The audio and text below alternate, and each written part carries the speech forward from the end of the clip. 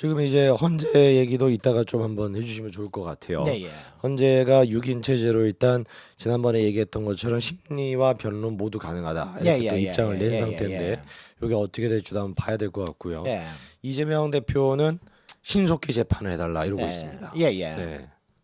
그러니까 나는 신속히 재판을 해달라는 말에 저는 그 이제 선거법 위반 항소심에다가 좀 해달라. 예. 그리고 또 위증교사의 항소심에 좀 해달라. 그 선거법 위반 항소심은 사실 3개월이에요. 네. 그러면은 법원 입장에서도 대법원장도 사실 명백히 이야기해야 됩니다. 명백히 이야기해서 우리는 3개월 내에 해야 된다. 그거는 법원의 원칙이다. 네. 그리고 그 3개월 내에 진행하는데 이재명이 출석을 안 하거나 이재명이 뭐 연기 신청을 한다거나 못 받는다. 만약에 안 나온다면 골석 재판 진행하겠다. 당연히 밝히셔야 되고 그렇게 해서 3개월 내 결과를 국민들께 보여주셔야지 맞죠. 그럼요. 당연하지 않겠습니까? 헌재도 헌재대로 네. 재판하는 것이고 이재명의 재판 이재명 재판대로 해야 되는 겁니다. 네, 맞습니다. 그런 상태에서 이재명이 또 빠른 수사까지도 지금 요구하고 있더라고요. 예. 네. 근데 이게 지금 윤석열 대통령 같은 경우는 경찰과 검찰과 공수처가 전부 다 지금 약간 경쟁적으로 좀 수사하는 느낌이거든요. 근데 네. 지금 공수처한테 지금 다 헌납하겠다고 경찰이 지금 발뺌하고 있지 않습니까? 네. 그 의도는 뭘까요? 그 책임론에 대한 문제인 것 같기도 하고 그다음에 근데 넘긴다 해도 내란죄는 못 넘기는데 도대체 뭘 하겠다는 건데 경찰의 의도는 모르겠어요. 그러니까 경찰은 지금 되게 부담스러운 거죠. 왜냐하면 자기네들의 대장과 오른팔 왼팔을 다 자기 손으로 죽였잖아요. 경찰청장까지도. 청장, 서울청장을 자기 집단이 자기 손으로 죽였잖아요. 그것도 재빠르게. 경찰들이 그런 거 보면 꼬리 자르기 진짜 잘해요, 그죠? 그래서 재빠르게 일사천리 처리를 해버렸단 말이죠. 그러고 나니까 이제 부담스럽죠. 자기네들 할 건 했고 책임 전가되는 거는 이제 전파되는 건 막았고 그렇다면 수사는 공수처에서 해라. 공수처는 이제 말 그대로 이제 내란죄는 못 하는데 직권남용을 할 수 있으니까 직권남용에다 묶어가지고 하겠다. 근데 검찰도 사실은 그렇게 내란을 못 하는데 그죠? 그죠, 못 하는데 이번에 김용현 그러니까 희한한 국방부 장관 케이스에서 논리를 만들어가지고 하는 건데 저는 근데 그게 이중삼중의 그런 수사가 근데 저는 그냥 이대로 그냥 혼란스러웠으면 좋겠어요. 뭐가 정리가 잘 돼가지고 일사천리로 수사가 진행되는 것보다 그냥 공수처하고 검찰, 경찰이 막 치고 받고 자기네들끼리 야 이건 내가 관할이야, 네가 관할이야 막 이러면서 그냥 시끄러웠으면 좋겠어요. 차라리. 이런 때 뭐 또 열심히 한다고 또 저렇게 해놨는지 모르겠네. 네. 좀 이따가 조만간 검찰이 윤석열 대통령에 대한 구속영장까지 청구한다는 얘기가 있어가지고. 예. 그러니까요. 그래서 저는 이게 영장 청구가 되면은 이게 진짜 이게 문제예요. 그러니까 왜냐면 대통령을 영장 청구를 하면 영장 집행을 해야 될 텐데 이게 가능할 일인지 그러니까 그게 순순히 이제 대통령이 또 응할 일인지 그 지금 그게 문제예요 지금. 순순히 응하지 않을 가면 어떻게 하는데 그럼 어떻게 됩니까? 순순히 응하지 않게 된다. 물리력으로 막 저항하고 이럴 수도 있는 경호처랑 그냥 막는. 그렇게 될 수도 있을 것 같고. 법원이 근데 지금 법원이 탄핵된, 탄핵 대통령에 대해서 예. 구속영장까지 발부를 할까요? 예. 합니까? 예. 박근혜 대통령. 그래서 저는 이게 쏠림 현상이라는 게 확실히 있습니다. 확실히 이렇게 쏠려가게 되면 우리가 못 볼 걸 보게 되는 그런 상상도 하기 싫습니다. 그래서 이제 대통령이 구속 앞에 놓여 있을 때 대통령의 히든 카드가 뭘까에 대해서도 참 고민을 많이 하는데 이게 지금 이런 정도로 이 정도 속도라 이 정도 강도로 막 쏠림 현상으로 막 쏠려가면 법원에서도 영장 나오거든요. 여론 재판 같이. 그래서 이게 정식 절차여야지.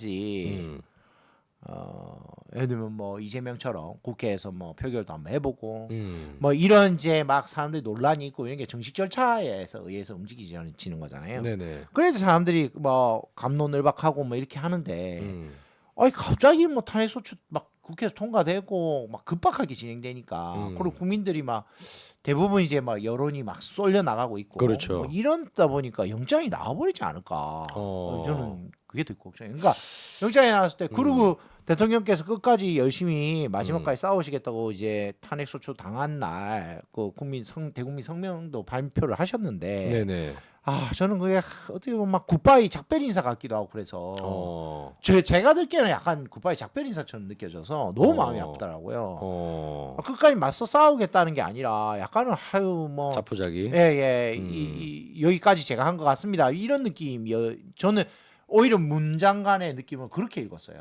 그래서 이게 이제 포기하시면 안 되는데 포기하시면 안 되고 같이 싸우셔야 되는데 싸울 수 있는 카드가 없어 지금. 탄핵만 기다려보면 상관이 없는데 네.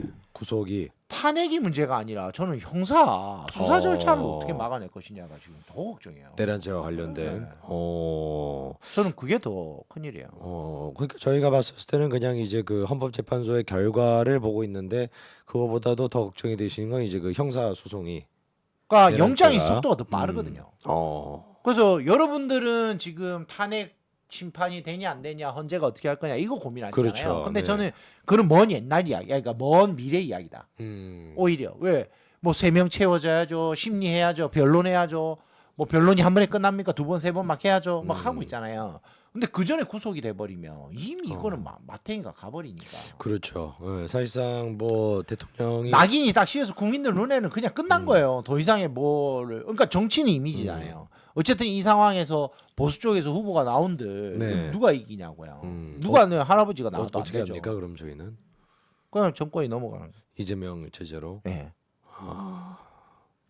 상황은 시나리오는 제가 저번에도 말씀드렸잖아요. 어쨌든 형사 재판하고 지금 이런 것들이 다 대통령이 염두에 뒀을 것이다. 두지 않았다면 진짜 큰일이다. 자기가 어떻게 수사를 당할 건지, 자기가 어떻게 탄핵을 당할 건지를 법률가로서 그거를 미리 검토를 하고 경우의 수를 확인하지 않았다면 이거 진짜 답 없다. 그때 제가 서두부터 말씀드렸잖아요. 네. 근데 보시기에는 좀 대비가 돼 있는 것 같습니까? 약한 것 같습니다. 별로 네, 대비가 안 돼 있는 변호인단도 지금 상태에서. 급히 꾸려지고 있는 것 같고, 그다음에 대통령께서 생각하신 것보다도 훨씬 더 그 역풍이 세게 불었다. 저는 그렇게 봅니다. 그러면 지난번에 한 3차였나요? 2차였나요? 그때 대국민 남아 해가지고 헌법재판소까지 싸워보겠다라고 얘기했을 때는 지금 상황을 봤을 땐 그때는 변호인단이 안 꾸려져 있는 상태였던 것 같아요. 맞습니다. 이제 변호인단을 급히 꾸리는데 변호인단 꾸리는 것도 쉽지 않다라는 것이 안팎에서 노를 한 사람들이 상당히 많다라는 이야기를 지금 전언을 듣고 있거든요. 나 못하겠다. 그렇게 해서 꾸리기 쉽지 않아요. 박근혜 때도 박근혜 전 대통령 탄핵 때도 유영하 변호사뿐만 아니라 뭐 몇 분이 참여를 했지만 되게 힘들게 꾸려진 걸로 저는 알고 있거든요. 그러면은 좀 의문이 드는 게 그때 당시 최근에 이제 그 당에 임기를 포함한 모든 것들을 다 일임하겠다라고 얘기하고 난 다음에 며칠 지나지 않아서 다시 입장을 선회하지 않았습니까? 그때 입장을 봤을 때는 판단받고 싶다. 그래서 뭔가 좀 법적으로 다 준비가 돼 있고 뭔가 채비가 돼 있기 때문에 정면 돌파를 하나보다 당과 이렇게 결별을 하는 느낌이었는데 그것도 아닌 것 같거든요. 그거 아닌 것 같아요. 그러니까 저는 오히려 제가 생각하는 게 맞다면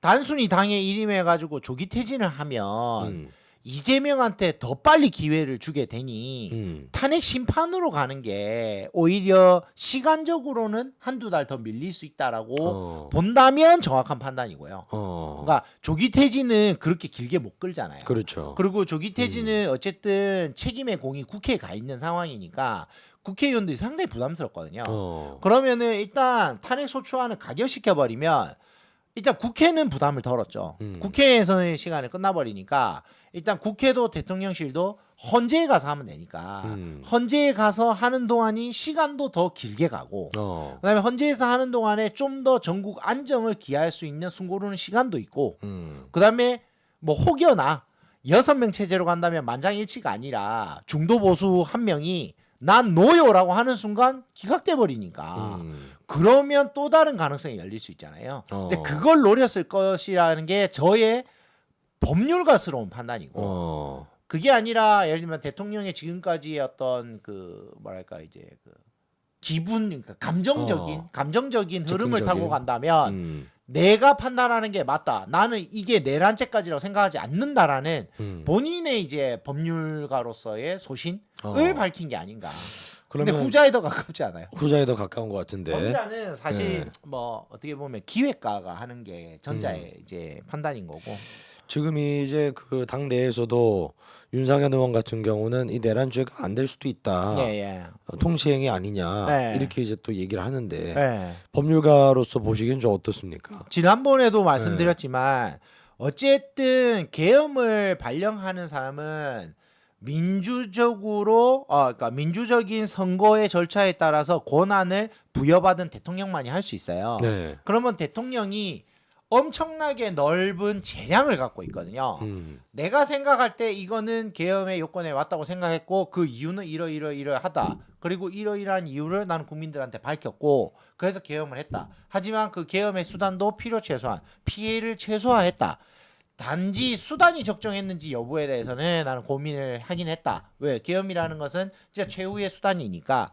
하지만 그 절차에서도 피해를 최소화했고 그다음에 이 요건에 있어서 그 국정이 혼란스러운 이 상황은 야당이 지금까지 헌정 이래 보여준 적이 없는 국정 공백 상태를 만들어냈기 때문에 네네. 거기에 대해서 나는 발령을 한 것이다라고 본인 변론을 할 수가 있어요. 그렇다면 지금 많은 헌법학자들도 그렇고 많은 이제 법률가들도 그렇고 그러면은 계엄을 발령할 수 있는 이 요건의 판단이 사법부 입장에서는 대통령한테 그런 넓은 재량을 인정해 주는 것이 맞느냐 아니면 아주 엄격하게 판단해야 되느냐 이 두 가지 잣대를 먼저 선택해야 되거든요. 그렇다면 이거는 사실 이제 우리나라에 정상적으로 계엄이 발령됐던 적이 없었기 때문에 어떻게 보면 되게 슬픈 역사를 갖고 있잖아요. 우리나라 쿠데타 역사라든지 이런 역사를 갖고 있기 때문에 그런 역사를 비추어 봤을 때는 계엄이라는 것 자체에 대해서 상당히 보수적인 잣대를 갖고 있지 않을까라는 생각을 해요. 그렇기 때문에 우리나라의 그런 역사적인 잣대를 대고 이제 사법부의 판사들이 들이댄다면 이제 아무래도 대통령의 재량은 줄어들 것이고요. 그렇죠. 대통령의 재량을 인정해 준다면은 아무래도 이제 사법부의 판단을 대통령의 판단을 존중해 주는 쪽으로 가겠죠. 그런데 그럴 가능성이 상당히 높지 않다. 지금 상태에서 사법부가 대통령의 입장을 좀 네, 왜냐하면 사실 이렇게 가다가 영장까지 발부되고 이렇게 되면 구속이 되는데 구속이 된 상태에서 헌재에서 탄핵을 기각한다. 조금 쉽지 않죠. 쉽지 않습니다. 그래서 이제 누군가들은 그러더라고 이게 변호는 하지만 이게 지는 소송에 대한 변호 아니냐. 그러니까 뭔지 알겠죠. 그러니까 질소송 변호하는 거 아니냐에 대한 이야기들을 하시더라고요. 약간 여기서 좀 근원적 의문이 이렇게까지 대책이 없을 수 있나 라는 의문이거든요. 저도 반나절이면 생각할 수 있는 것들을 안 하신 것 같기도 하고.